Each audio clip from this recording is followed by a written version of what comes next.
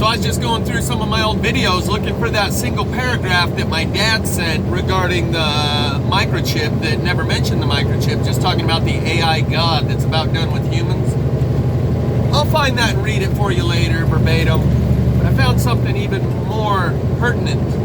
And the whole reason for this catching up, this recap to try and get some people caught up, is something that I said April 13th, 2019, about 5, 6 days before I took off to Missouri on my Missouri trip.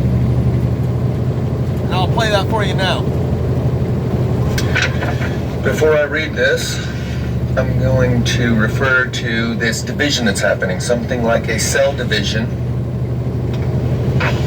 And I'll include links in the description from others who will be referencing the same division that's happening.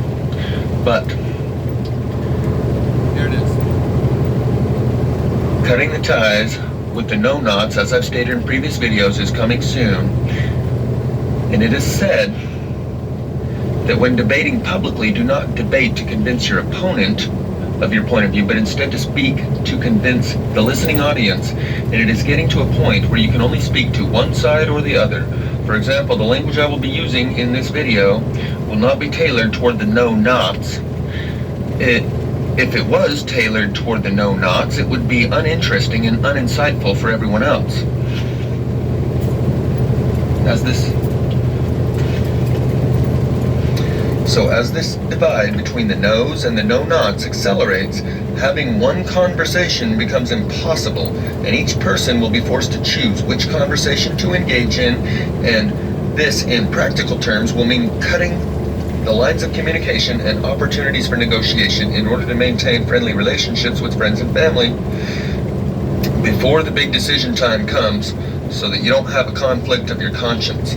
As this divide between the no's and the no-nots sharpens and the conversation is clearly and distinctly different, and delineation between the language barrier between these two groups widens, people like Richie are there to keep confusion amongst the uncertain who have not become educated yet, and that may be why Alex Jones and Paul Joseph Watson report That was the key part. That there's a division happening, and one conversation is no longer possible with the no's and the no-nots. And this relates to Matt from Quantum of Conscience, most recent video called Inner Tuning Fork and Bodybuilding Exercises, where he talks about how some people complain. They're like, dude, this isn't taking the conversation any further. You're going back over stuff we've already gone over. And he says, well, yeah, but I'm catering to the, the newcomers. In this graduation process, there's a whole bunch of newly minted truthers, a bunch of new first graders that just graduated from kindergarten. It would logically seem that the first graders then graduate to second grade. And we're reaching that point where you can't have one conversation with both parties, the no's and the no-nots. And I said that there would come a division. I said this like 15 years ago, 20 years, however long it was. The division between the no's and the no-nots will create such a difference in our lifestyle that it's more than we currently see between the haves and the have-nots, which can live a mile apart from each other in two different worlds, and their daily life experience is two different worlds between the haves and the have-nots. We are to the point where you can't have one conversation anymore. You either have to tailor your words and your conversation to the listening audience of the no's or the no-nots. On my way out to Missouri, I made mention of it in one of my videos, that when I was in a gas station, I saw this little placard on the counter, and it says, I like to hold the door open for people that are far away, so they have to run a little. And I look at that, and I realize what it's saying, and it's speaking to me, and I kind of chuckle, and the lady behind the counter looks at me and looks down at the thing, goes, oh, that's mean. She had a Spanish accent. She said, but that's mean, that's mean. She didn't understand it the way I did, about holding the door open for people that are far away, so they have to run a little. And it's not for the purposes of making them run and I made you run. It's for the purpose of holding the door open for people that are a little further away before it closes. We're getting to the point where those people that are almost over the apex, we can help them, keep pulling, keep pushing the line that way and pulling the people this way. But the people that are a little further, they're out of reach, they're out of touch. And letting go is going to be the hardest part for me, as it will be for many others. Coming through the 5 stages of grief, denial, negotiation, anger, depression, acceptance, me continuing to make these videos is a form of denial and negotiation. That maybe, I can somehow, change this or whatever. Get some of those people to wake up, that kind of thing. But once you've come to the point where you trust God's plan and the process that's going on here, you get to the point where you understand the reason for a division of understanding, compartmentalized information, secret societies. For one, you can see how people attack the truth. They're like programmed robots. To see anyone that's latched onto the truth, for example, the 2 that came over to me while I was filming the telephone poles. I'm sure you all have plenty of your own examples. That's one reason to keep the truth compartmentalized within secret societies. Because if anyone finds out, they will come attack you and exterminate that truth. It's like they're programmed to do it. And these processes of enlightenment are so sophisticated, you or I have no business trying to circumvent them for other people. Like when I'm watching Casey of Enter the Stars do a decode on a movie and all the symbolism and stuff.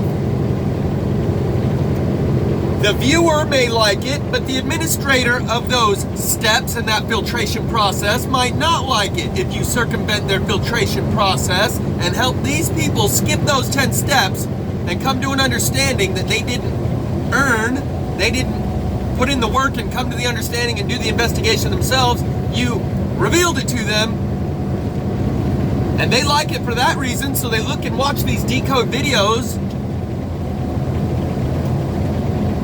But the power of the blessing, according to Greg Braden, is when you acknowledge that everything you may experience or witness is part of the one source of all creation and the one force guiding all action. And then when you bless something, this is a way to release the strong emotional charge from the things that have hurt you the most in life. Something that you've experienced or witnessed that caused you great pain.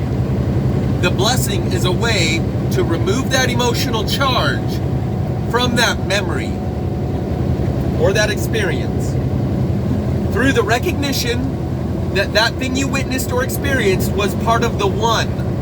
And though you may not understand how it fits in, acknowledging that it's part of the one allows you to release that emotional negative charge. Same thing when it comes to letting go of all these people who are trying so hard to wake up. Once you're on this side of those filtration processes, you look back and you're like, hell yeah! The result was worth the endurance of the experience, and I don't want anyone on this side with me that didn't make their way through those filtration processes the same way I did. Or there's, like I said, you don't get on board thinking you know something. With each level of understanding that you acquire, you have to remember, I still know nothing. No one gets on board thinking they know something. And that's why Christianity serves such a great purpose. It gives people the basic understanding of God. Then right at the end, they got to flip the script and unlearn everything they thought they knew in order to pass through that narrow gate.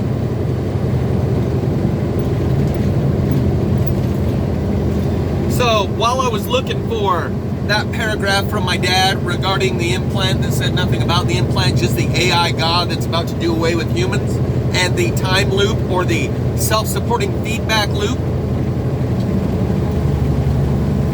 of the AI as it gets smarter and smarter. The smarter it gets, the faster it gets smarter, the faster it gets smarter, the smarter it gets, and it creates a feedback loop where eventually he says it don't need humans. So I was looking for that.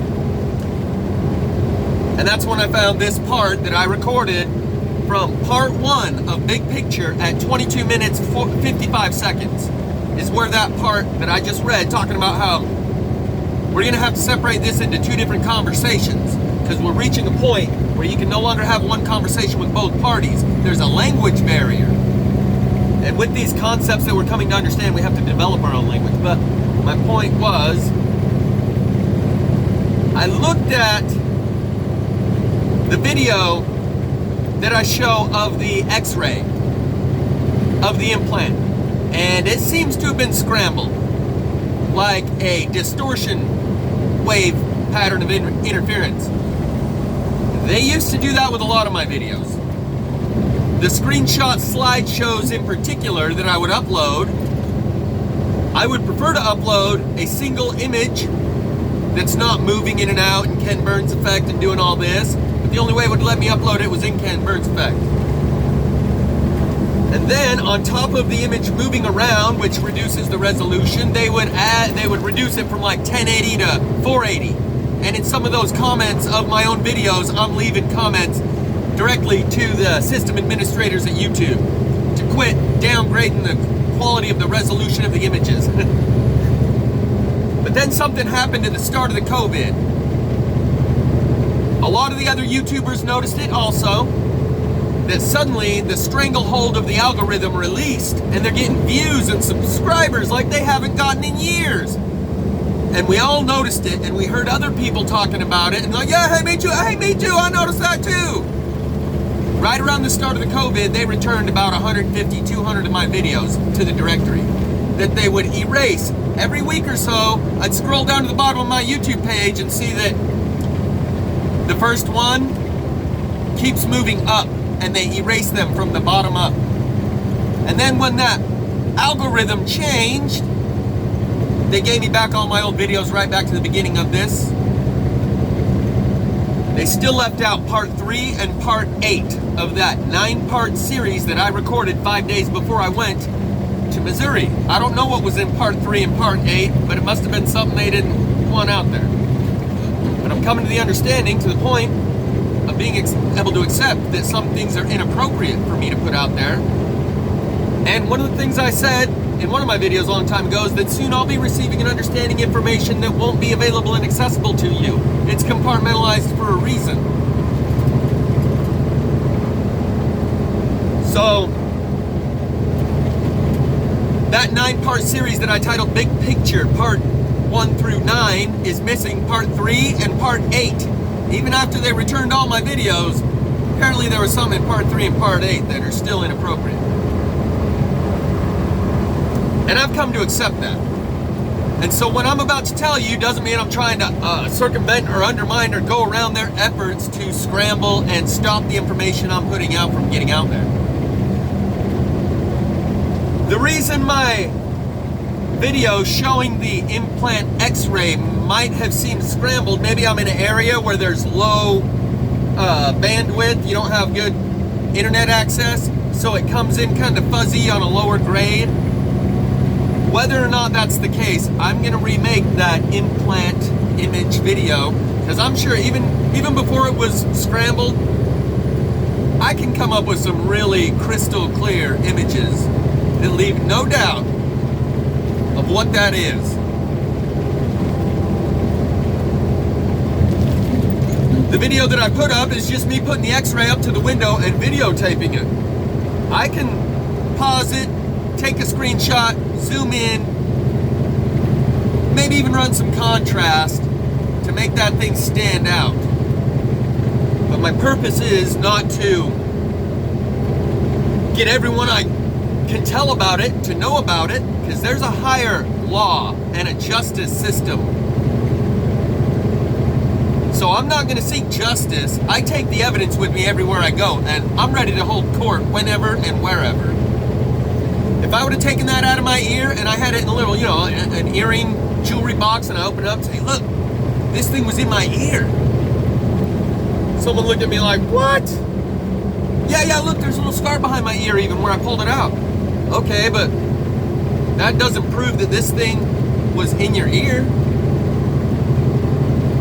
One of the reasons I haven't removed it.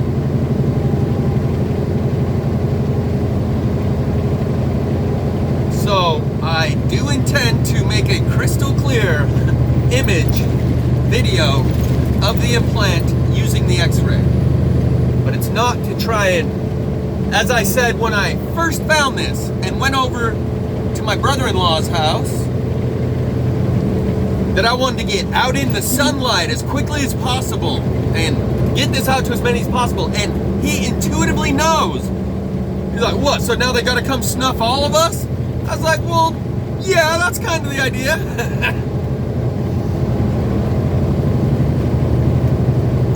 He was one person who didn't want to feel it. I told him, yeah, it's right here. Here, feel it. You can feel it right there. No, I'm good. I believe you.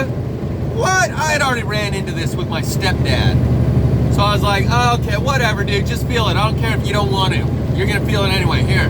My sister had already felt it. She's like, oh, my God. But he intuitively knows, just like my stepdad, I don't want to feel it. I want to be able to deny that I know that and say, well, yeah, he told me something, but I didn't believe him, and he's kind of crazy.